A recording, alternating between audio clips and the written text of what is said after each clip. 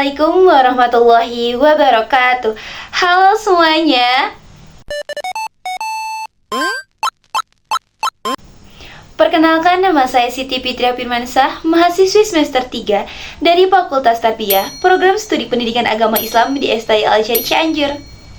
Yang saya hormati Bapak Dr. Haji Rudi Ahmad Suryadi MAG selaku dosen pengampu mata kuliah Pengembangan Kurikulum Pendidikan Agama Islam. Video ini saya buat untuk memenuhi salah satu tugas individu saya, sekaligus sharing sama teman-teman semua mengenai apa sih itu gaya belajar. Sebelum kita bahas apa itu gaya belajar, izinkan saya untuk menjelaskan mengenai apa sih itu belajar. Belajar merupakan proses yang menghasilkan perubahan pada diri seseorang, baik dalam cara berpikir, bertindak, maupun memahami sesuatu melalui pengalaman, latihan, atau pendidikan. Proses belajar bisa terjadi dalam berbagai konteks, baik formal maupun informal, dan dampaknya cenderung bertahan dalam jangka waktu yang panjang. Nah, teman-teman semua udah tahu kan apa sih itu belajar? Nah, kita lanjut ngebahas apa sih itu gaya belajar. Gaya belajar adalah metode atau pendekatan individu dalam menerima, memproses, dan memahami informasi atau pengetahuan. Gaya belajar ini menunjukkan preferensi setiap individu dalam belajar, seperti menggunakan cara auditori, visual, kinestik, atau perpaduan dari berbagai metode. Gaya belajar setiap individu berbeda-beda yang berpengaruh pada tingkat efektivitas dalam pembelajaran. Nah, itu penjelasan singkat mengenai gaya belajar. Selanjutnya kita bakal bahas tentang macam-macam gaya belajar. Yang pertama, gaya belajar visual. Gaya belajar ini menggunakan metode pembelajaran melalui gambar, grafik, atau video.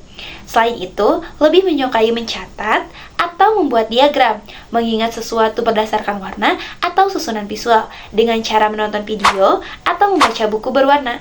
Contohnya, nose, touch your nose, eyes, touch your eyes, mouth.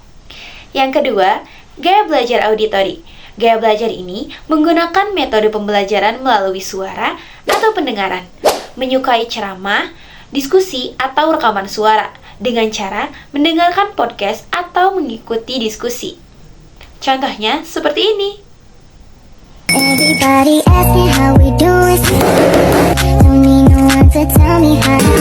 Like they would, it ain't their business. Yang ketiga, ada gaya belajar kinestik, di mana gaya belajar ini menggunakan metode pembelajaran melalui aktivitas fisik atau praktik langsung, menyukai eksperimen atau simulasi dengan cara melakukan eksperimen-eksperimen baru, simulasi atau aktivitas yang melibatkan banyak gerakan.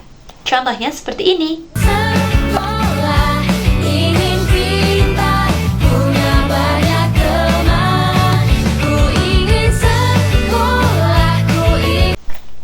Yang keempat, ada gaya belajar kombinasi. Gaya belajar ini menggunakan metode pembelajaran yang memiliki gabungan dari 2 atau lebih gaya belajar.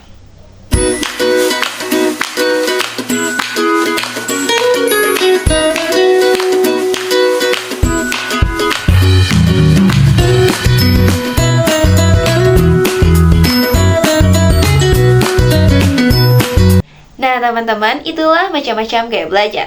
Selanjutnya, ada pengaruh gaya belajar terhadap pendidikan. Yang pertama, meningkatkan hasil belajar. Yang kedua, menambah motivasi belajar. Yang ketiga, mendorong pengembangan kurikulum yang variatif. Yang keempat, mengidentifikasi kebutuhan siswa. Yang kelima, mengurangi tekanan dalam belajar. Nah, teman-teman, itulah penjelasan singkat mengenai gaya belajar, macam-macam gaya belajar, serta pengaruh gaya belajar terhadap pendidikan. Mungkin cukup sekian dari saya. Mohon maaf apabila masih banyak kekurangan. Buat teman-teman semua yang mau bertanya, boleh tulis di kolom komentar. Dan jangan lupa like, comment, and subscribe ya. Wassalamualaikum warahmatullahi wabarakatuh. Bye-bye guys.